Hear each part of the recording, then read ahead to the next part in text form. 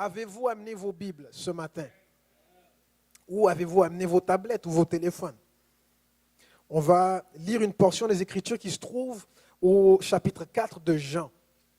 Jean au chapitre 4, et je vais faire la lecture des versets 20 à 26. Jean chapitre 4, les versets 20 à 26. Je ne sais pas quelle version vous lisez ce matin, mais je suis tenté de lire le passage dans la version français courant. Okay? Donc si votre version à vous est différente, n'ayez crainte, c'est la parole de Dieu. On va être béni pareil. Jean chapitre 4, versets 20 à 26. Vous avez trouvé? Et si vous n'avez pas de Bible, prenez votre liberté pour regarder au-dessus de l'épaule de la personne qui est à côté de vous. On a le droit de tricher dans ce domaine. Ok, chapitre 4, verset 20. Nos ancêtres samaritains ont adoré Dieu sur cette montagne. Mais vous les Juifs, vous dites que l'endroit où il faut adorer Dieu est à Jérusalem. Jésus lui répondit, « Crois-moi, le moment vient où vous n'adorerez le Père ni sur cette montagne, ni à Jérusalem. Vous les Samaritains, vous adorez Dieu sans le connaître. Nous les Juifs, nous l'adorons et nous le connaissons, car le salut vient des Juifs. Mais le moment vient, et il est même déjà là, où les vrais adorateurs adoreront le Père en étant guidés par son esprit et selon sa vérité, car tels sont les adorateurs que le Père veut. Dieu est esprit, et ceux qui l'adorent doivent l'adorer en étant guidés par son esprit et selon sa vérité. La femme lui dit, « Je sais que le Messie, c'est-à-dire le Christ, va venir, et quand il viendra, il nous expliquera tout. » Jésus lui répondit, « Je le suis, moi qui te parle. »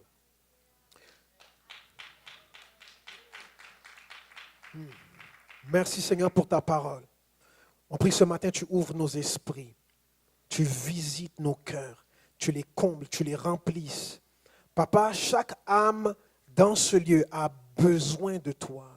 Seigneur, descends dans ta bonté, descends dans ta grâce, descends même dans ta puissance, Seigneur, et visite chaque famille représentée ici. Et dans ta main, accorde ta bénédiction, accorde ta faveur, accorde-nous ta grâce, encore aujourd'hui dans le nom de Jésus.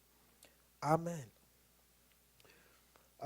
Je pense que la plupart des gens qui ont lu la Bible sont déjà tombés sur ce passage-là où on voit Jésus rencontrer une femme samaritaine. On n'a pas lu tout le texte, mais juste pour vous brosser un petit peu l'idée, pour ceux qui n'auraient pas lu ce passage-là, Jésus est fatigué, il s'assoit sur le bord d'un puits et une femme, une samaritaine, vient pour puiser de l'eau dans ce puits-là. Et Jésus lui dit, donne-moi à boire. Et cette femme samaritaine-là est étonnée du fait que Jésus, qui est juif, demande à boire à elle, une femme qui est samaritaine, parce que les Juifs n'ont pas de relation avec les Samaritains. Okay? Pour être clair, en fait, les Juifs n'aiment pas les Samaritains. On ne veut rien savoir d'eux, on ne veut pas être associé aux Samaritains. Pour nous, ces gens-là, ce sont des pécheurs de la pire espèce. On ne veut rien savoir d'eux parce qu'ils mélangent les choses de Dieu avec des pratiques, des traditions, des conceptions et des croyances païennes. Ils mélangent ces choses-là et à cause de ça, nous, on se tient bien à l'écart des Samaritains. Ce n'est pas des gens propres. On est meilleurs qu'eux. Nous, on connaît Dieu, eux, ils ne connaissent pas Dieu. Nous, nous sommes de la famille du roi des rois. Eux, ce sont des gens du monde. On ne veut rien savoir des Samaritains. Et les Samaritains le savent. Et donc, lorsque Jésus demande à cette femme-là à boire, même elle est étonnée. Comment ça se fait qu'un juif me demande à moi de l'eau à boire? Normalement, un juif ne voudrait même pas toucher un Samaritain. Et en fait, ce qui se passait souvent, c'est que lorsque les Juifs allaient sur la place du marché pour acheter, okay, s'ils achetaient quelque chose d'un païen, d'un non-juif, donc ils donnaient l'argent, ils prenaient la marchandise, et vous savez ce qu'ils faisaient après? Ils allaient se laver les mains. Parce qu'on a touché des païens. On ne veut rien savoir d'eux. On ne veut rien savoir d'eux. Et Jésus entame avec cette femme-là une conversation. Et il lui dit, si tu savais qui vient de te demander de l'eau, toi, tu lui aurais demandé à boire. Et je t'aurais donné l'eau de la vie. Et cette femme-là, elle lui répond, mais tu n'as rien pour puiser de l'eau dans le puits. D'où est-ce que tu vas aller chercher cette eau-là? Et ainsi de suite, ils se mettent à converser comme ça, jusqu'au moment où, au verset 20 qu'on vient de lire, la femme se dit, mais nous, on adore Dieu, parce que la conversation se dirige vers l'adoration. Nous, on adore Dieu sur la montagne qui est là-bas, puis vous n'arrêtez pas de dire que c'est à Jérusalem. Vous dites que nous, on est dans un champ, hein, qu'il ne faudrait pas adorer Dieu sur la montagne, mais plutôt à Jérusalem, parce que c'est là que Dieu habite. Et Jésus lui dit, l'heure vient.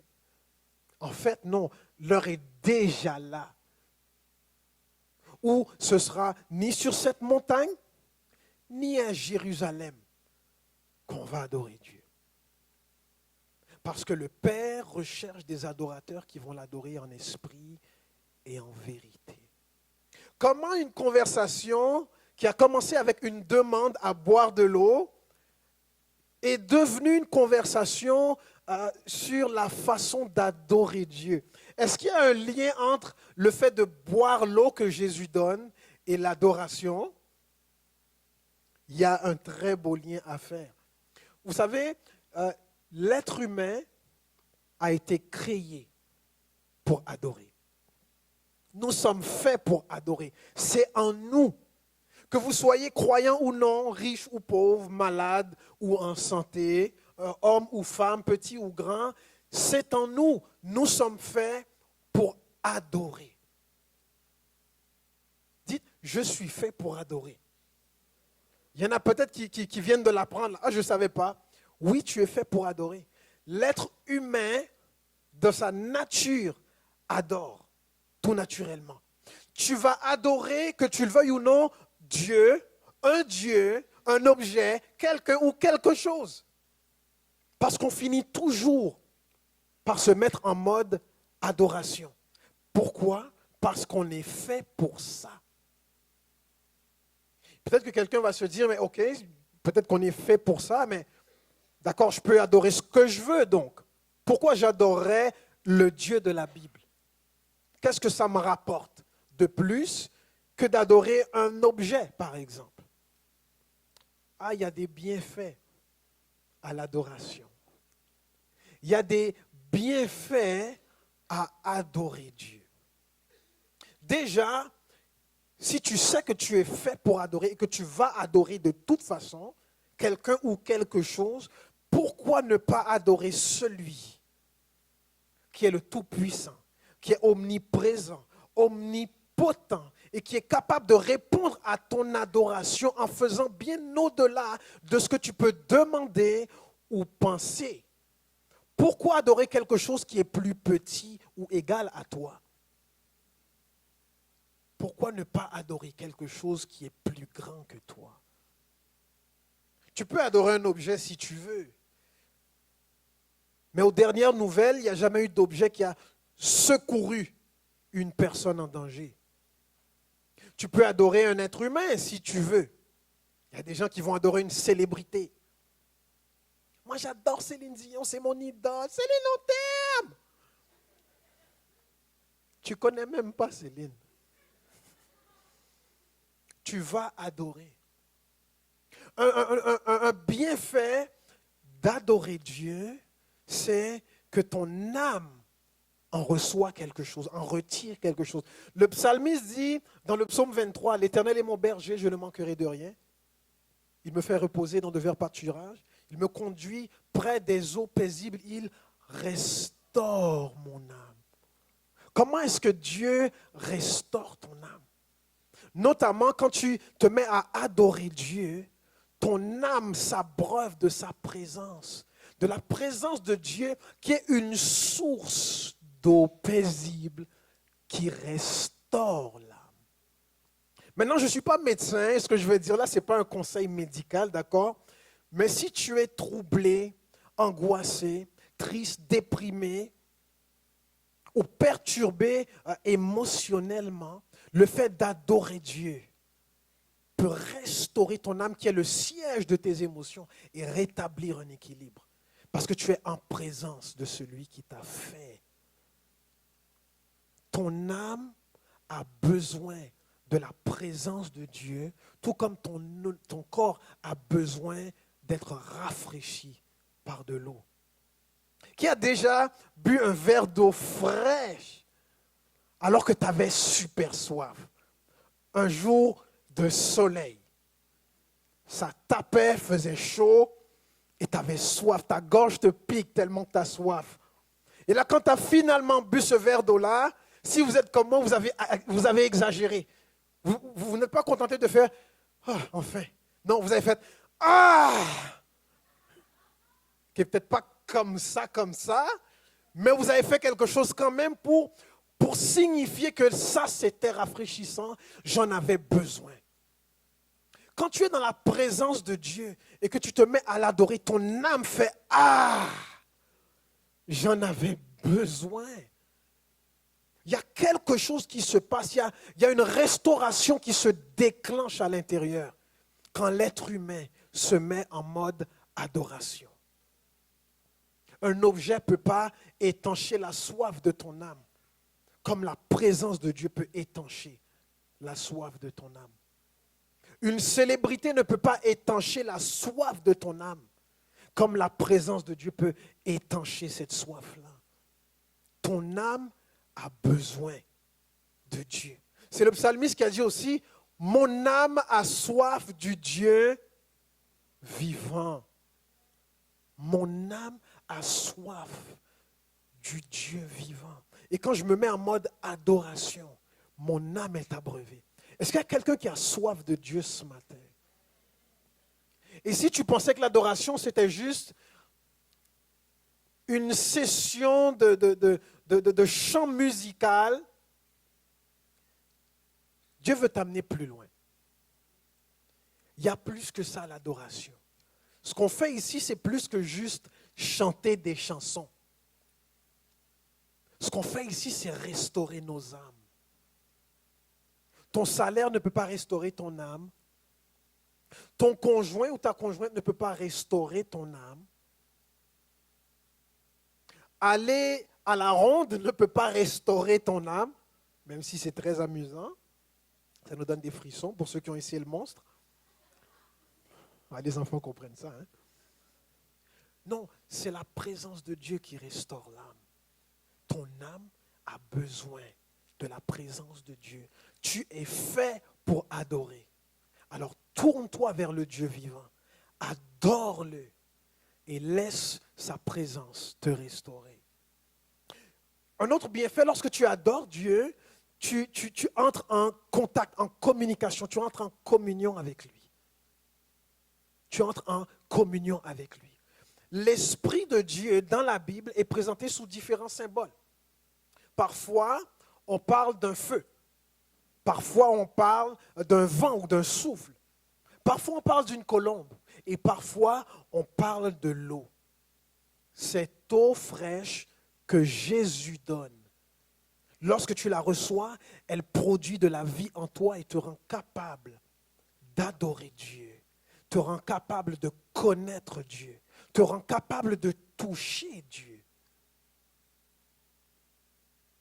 Qui a déjà expérimenté dans un temps d'adoration quelque chose que tu ne pouvais peut-être pas expliquer, mais il y a quelque chose qui a comme pris vie en toi. Tu étais comme ravivé. Il s'est passé quelque chose dans ton cœur et dans ton âme. Parce que tu t'es tourné vers Dieu et tu t'es mis à l'adorer. L'adoration, c'est plus que chanter des chants. L'adoration, c'est entrer en communion avec Dieu. Parce que tu as été créé par lui et pour lui. Et Dieu sait comment restaurer ton âme, comment se révéler à toi à travers l'adoration. Et il sait comment te donner ta place dans ce monde. L'adoration, ce n'est pas juste un loisir chrétien ou religieux. L'adoration, c'est vital à la vie spirituelle de toute personne qui veut vivre éternellement. J'espère que l'adoration fait partie de ton programme de la journée. J'espère que l'adoration fait partie de ton to-do list. Tu sais, quand tu dis, bon, épicerie, on va travailler, il faut aller faire telle commission, il faut appeler telle personne, il faut adorer. Des fois, il y a des gens qui ont une idée de l'adoration et qui se disent, bon, pour adorer Dieu, il faut être à tel endroit, il faut être vêtu d'une telle façon, il faut porter des souliers d'église, il faut chanter tel cantique, parce qu'on a une habitude, on a une culture, on a une façon de voir les choses. Mais vous savez ce qui est plus important que l'endroit où on adore Dieu, ou la façon dont on est vêtu quand on adore Dieu, ou que les chants qu'on choisit de chanter lorsqu'on adore Dieu. Ce qui est plus important, c'est de connaître celui que nous adorons. Jésus dit à la femme, vous les Samaritains, vous adorez Dieu sans le connaître. Vous savez que c'est possible d'adorer Dieu sans le connaître? Tu peux adorer Dieu sans le connaître et tu peux adorer Dieu sans son esprit. Tout à l'heure, on a parlé de Céline. Il y a des milliers de gens qui adorent Céline, ne connaissent même pas Céline. OK, ils ont lu un article dans le journal, parfait, ils ont l'album chez eux, OK. Ils chantent les chansons de Céline, connaissent les paroles par cœur, mais tu ne connais pas Céline. Il y a des gens qui adorent Dieu comme ça, comme une célébrité, sans la connaître. Ils adorent. Mais le temps est venu d'adorer Dieu en le connaissant. En le connaissant. Parce que lorsque tu connais celui que tu adores, ton adoration sera plus qu'un moment musical. Ton adoration, ça va être un moment de transformation. Parce que tu entres en contact avec celui-là qui t'a créé, qui te connaît parfaitement, qui te connaît de la tête aux pieds et qui est capable de te visiter, de te rencontrer là où tu en as besoin. Quand tu ne connais pas quelqu'un, il y a une distance entre vous. Toi, tu es là et lui, il est là. Mais lorsque tu connais quelqu'un, il y a un rapprochement, il y a une intimité, il y a une proximité qui est là. Dieu cherche des adorateurs qui vont le connaître et qui vont pouvoir l'adorer en étant inspirés, conduits, remplis par son esprit. Ça fait toute une différence. Ça fait toute une différence. Vous adorez Dieu sans le connaître. Je ne sais pas pour vous, mais moi, je ne veux pas adorer Dieu sans le connaître. Je ne veux pas adorer Dieu comme une personne lointaine assise sur un trône quelque part là-haut. Je veux le connaître. Je veux le connaître. Parce que lorsque tu connais Dieu, tout change. Tout change. Qui ici, avant de devenir chrétien, croyait déjà en Dieu? OK. Vous croyiez déjà en Dieu avant. Mais est-ce que vous êtes d'accord pour dire que votre vie a changé quand vous l'avez connu? Ce n'est pas pareil. Croire en quelqu'un et connaître quelqu'un, c'est deux choses complètement différentes. La Bible dit que le diable croit en Dieu lui aussi. Moi, je ne veux pas croire en Dieu comme le diable croit en Dieu, mais avec qui il n'a pas de proximité, pas de communion, pas d'amour. Non, si tu crois en Dieu ce matin et que tu ne le connais pas, Dieu t'appelle à aller plus loin. Dieu veut que tu le connaisses. Dieu veut que tu cherches à le comprendre. Cherche à le toucher. Parce que croire en Dieu seulement, ça ne suffit pas. C'est bizarre ce que je viens de dire là. On nous a toujours dit qu'il faut croire en Dieu, puis c'est tout. Croire en Dieu d'une foi qui t'amène à le connaître. Pas juste une foi qui dit je crois que Dieu existe et ça suffit. Non, je crois en lui, je le connais, je l'aime, je marche avec lui, j'entends sa voix, je connais son cœur, j'aime sa volonté, j'aime sa parole. Dieu est pour moi plus qu'un être suprême, éloigné. Dieu est pour moi un Père. Dieu est pour moi un Père. Vous avez remarqué que Jésus ne dit pas « L'Éternel des armées cherche des adorateurs ». Jésus n'a pas dit à la femme « Le Dieu Tout-Puissant cherche des adorateurs ». Le Créateur cherche des adorateurs. Non, il dit, le Père cherche des adorateurs. Il y a quelque chose qui a changé entre l'ancienne alliance et la nouvelle alliance. Avant, on adorait l'Éternel des armées. Parce qu'on avait intérêt à l'adorer, on avait peur, on était dans la crainte, on vérifiait tout ce qu'on faisait parce qu'il fallait l'adorer d'une certaine façon pour être sûr d'être béni.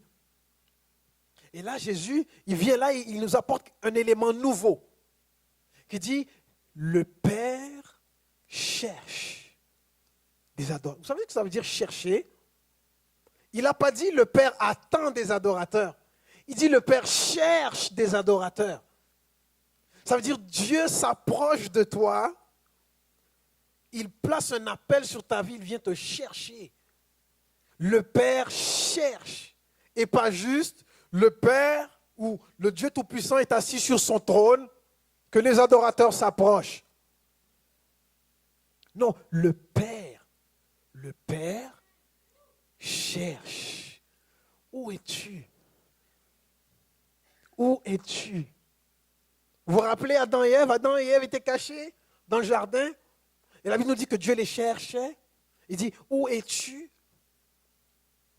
Ils se sont cachés à cause de leur péché. Mais Dieu a quand même fait le pas. Et des fois, on a cette conception de Dieu-là que, non, lui, il est sur son trône, nous sommes les tout petits, les misérables créatures, on se présente, on s'agenouille, et puis on se met à l'adorer pour garder la vie. Non. Le cœur du Père, c'est un cœur plein d'amour, plein de compassion, plein de pardon. Jésus parle à cette femme-là, et on n'a pas lu la fin. Mais après cette conversation, les disciples de Jésus se sont approchés. Ils ont vu Jésus parler avec cette femme. Ils ont dit, mais pourquoi il parle avec elle? Ils ne connaissaient pas toute son historique, mais ils savaient que c'était une Samaritaine. Donc ça, c'était suffisant pour dire, mais comment c'est qu'il parle avec ce monde-là?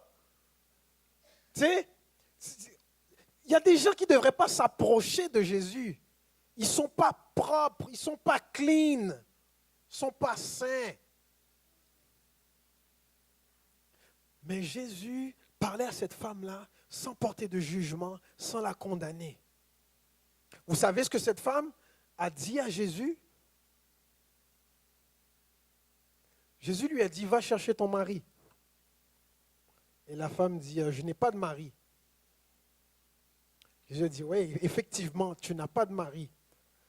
Tu as eu 5 hommes dans ta vie qui n'étaient pas tes maris, et l'homme avec qui tu vis là, ce n'est pas non plus ton mari.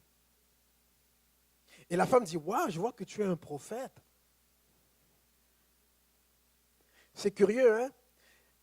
Elle a parlé avec Jésus de sa situation sans éprouver de la honte.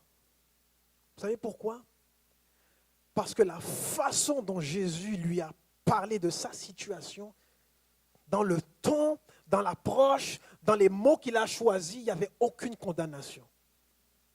Il a juste mis en lumière la situation de la dame, mais sans la juger. Et ça, ce que ça nous dit, c'est que Jésus se présente avec un mandat qu'il a reçu du Père, qui a un cœur plein d'amour. Et il est capable de faire de n'importe qui un adorateur du Père.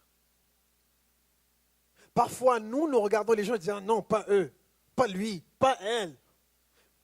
Basé sur ce qu'on a vu de vous, ce qu'on sait de vous, et on disqualifie les gens.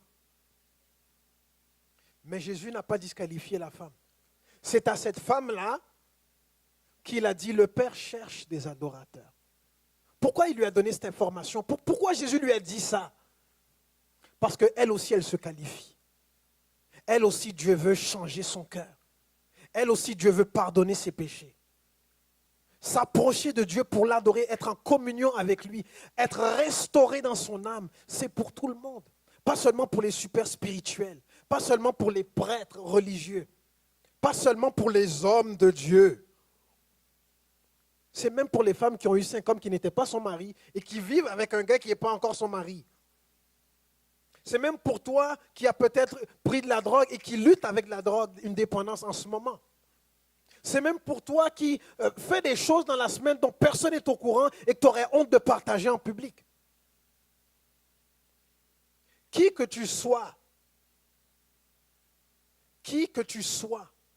et peu importe ce que tu fais dans le noir, quand on éteint les lumières, Jésus te dit, mon Père te cherche. Il veut faire de toi un adorateur. Parce que quand tu t'approches de Dieu, tu dois t'approcher de lui en te positionnant comme un adorateur. Pourquoi? Parce que dans la présence de Dieu n'entrent que des adorateurs. Dieu veut faire de toi un adorateur qui va l'adorer en étant conduit par son esprit. C'est-à-dire que Dieu veut mettre son esprit en toi et adorer Dieu selon sa vérité. Dieu veut que tu comprennes, parce qu'il est possible d'adorer Dieu dans l'ignorance, sans comprendre ce qu'on fait, sans le connaître, sans le voir vraiment. Qui que tu sois, le Père te cherche. Il va s'arranger pour que tu reçoives son appel. Vous savez, il y a des gens, quand tu essaies vraiment de les trouver, puis tu appelles à la maison, ça ne marche pas. Si tu as le numéro de cellulaire, tu vas appeler sur le cell. Si ça ne répond pas au cellulaire, tu vas aller sur Facebook, lui envoyer un petit message. Ou tu vas appeler quelqu'un que tu penses qui sait où elle appelle. Tu vas tout faire pour trouver cette personne-là, oui ou non? Surtout quand c'est important. Dieu va tout faire pour te trouver. Là où tu es, même si tu te caches, Dieu va te chercher et te trouver. Et il est prêt à tout pour ça, même à laisser son fils se faire clouer sur une croix pour trouver l'adorateur qui est en toi. Parce que tu as adoré plein de choses, mais l'heure vient et l'heure est déjà venue pour toi d'adorer ton Dieu, ton Créateur en esprit et en vérité. Vous savez c'est quoi mon rêve, ou un de mes rêves? C'est que la ville de Montréal devienne une ville d'adorateurs. Que la ville de Montréal devienne une ville d'adorateurs. Montréal, Mont-Royal, la ville du roi. Et moi, je prie pour ça. Imaginez dans les parcs de la ville, des gens qui adorent, des concerts de louange et adoration à l'année longue. Tout le temps, tu entends des gens proclamer le nom du Seigneur, sa bonté, sa grandeur. Son cœur, que cette ville soit remplie d'adorateurs. Ça commence ici, maintenant, parce que l'heure est venue. L'heure est venue. Et il y a des gens qui vont venir ici et qui vont rencontrer Dieu, qui vont découvrir Dieu et qui vont se mettre à l'adorer. De grâce. De grâce. Ne chassons pas ces personnes. Il y a des gens qui vont venir qui seront différents de vous et moi. Ils ne seront pas habillés pareil, ne parleront pas pareil, ils auront une autre conception des fois des choses, ils auront un bagage, mais de grâce, ne les jugeons pas. Il ne faut pas faire comme les disciples qui ont vu la Samaritaine avec Jésus, mais qu'est-ce qu'il fait avec elle? On ne veut pas entendre des gens voir des personnes différentes entrer ici et dire « Ah, qu'est-ce qu'ils font là? Qu'est-ce qu'ils font ici? Non, le Père cherche des adorateurs. Et il va aller en chercher qui sont très différents, qui vont peut-être faire dresser les poils sur ton bras ou sur ta tête. Et ce sera à nous de leur enseigner à observer tout ce que Jésus nous a enseigné.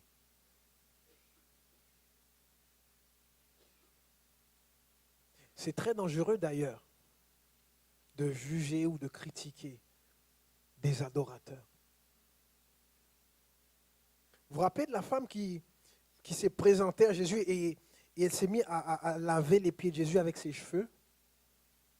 Jésus était assis à table et une femme a fait ça. Elle a fait parce que tout ce que Jésus avait fait pour elle. Il y a des choses que Jésus a fait pour toi là. Tu vas te mettre à l'adorer d'une façon qui va surprendre les gens autour de toi et ça va peut-être déranger un peu. Ça va peut-être déranger un peu. Et des gens ont dit, mais si Jésus était vraiment un prophète, il saurait que cette femme-là, c'est une femme qui vit dans le péché.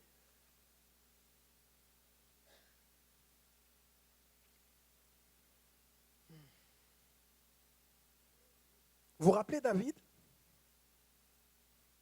David a présenté des sacrifices à l'Éternel et après il s'est mis à célébrer, il s'est mis à danser pour Dieu.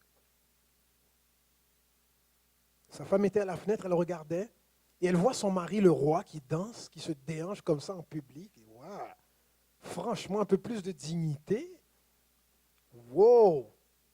Et elle dit ça, et elle dit ça à son mari alors qu'il entrait dans la maison. La Bible nous dit que David a rentré dans sa maison pour la bénir, pour bénir sa maison. Et elle lui shoot ça. Comment tu as dansé devant tout le monde là? Franchement, c'était pas classe. Et David lui dit, c'est pour l'Éternel que j'ai dansé. Vous savez ce qui s'est passé après? La Bible nous dit que cette femme-là, qui a critiqué David, Dieu l'a châtiée et elle a été stérile après ça, elle n'a pas pu avoir d'enfant. Vous savez ce qui est ironique? La Bible dit que David s'apprêtait à bénir sa maison. Et juste à cause d'une parole, la bénédiction qu'elle s'apprêtait à recevoir, l'a déviée. Et c'est une malédiction qui l'a frappée à la place. Juste parce qu'elle a critiqué quelqu'un qui s'était mis à louer et à adorer Dieu de tout son cœur. Des fois, il y a des gens à côté de toi qui vont se mettre à adorer Dieu, puis tu vas trouver que c'est comme too much.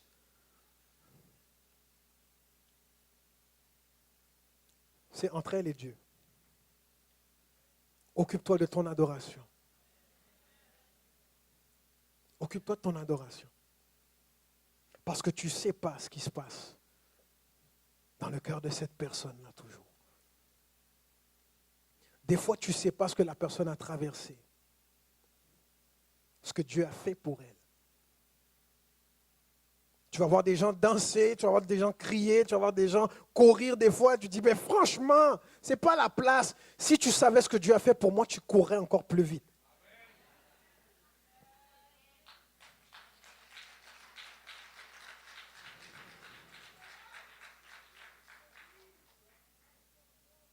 Que cette maison soit une maison d'adoration.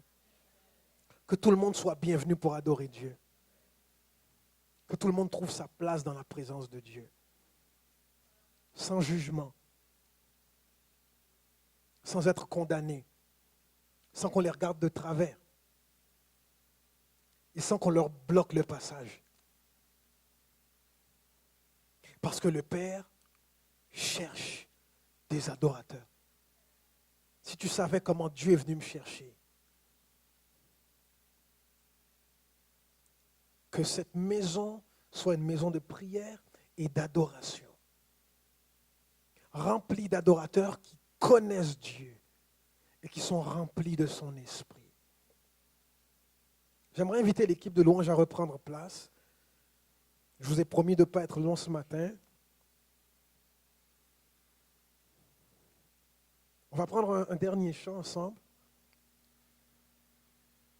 Prenez votre liberté. Je ne sais pas ce que Dieu a fait pour vous. Je sais juste ce qu'il a fait pour moi. Ce qu'il a fait pour moi, ça me suffit pour l'adorer avec tout ce que j'ai. On va prendre quelques minutes. On va adorer Dieu pour sa bonté, sa grandeur, son pardon, sa patience. Dieu est patient avec nous et il est persévérant. Tu vas adorer Dieu avec tout ce que tu as.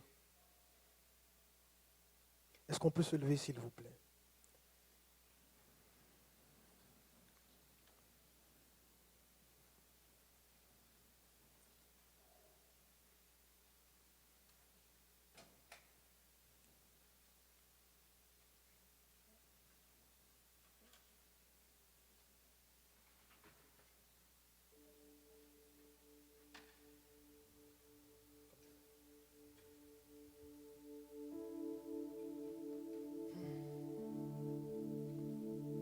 Seigneur, ce matin, nous te louons, nous te célébrons, nous t'adorons pour qui tu es avec tout ce que nous sommes. Reçois notre adoration ce matin, Seigneur.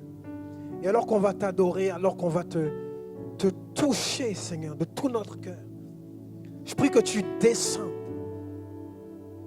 Descends, Papa. Descends, Papa. Visite. Visite les hommes, visite les femmes, visite les jeunes.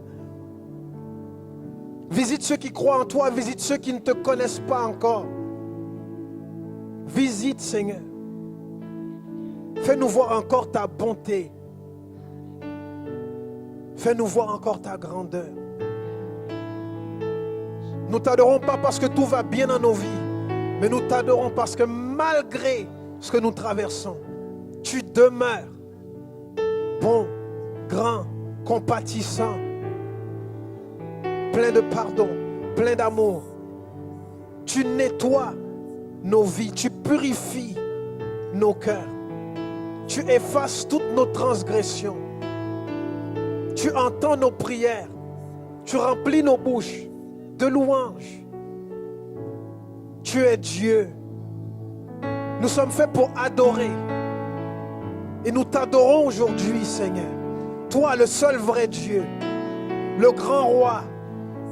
Et on te prie qu'alors que nous t'adorons ce matin, qu'un esprit de louange, qu'un esprit d'adoration remplisse notre ville. Que cette ville un jour soit appelée la ville du roi, une ville d'adorateurs, une ville où ta présence demeure. Seigneur, descends ce matin. Descends ce matin. Descends ce matin, Papa. Fais-toi connaître à tous les cœurs.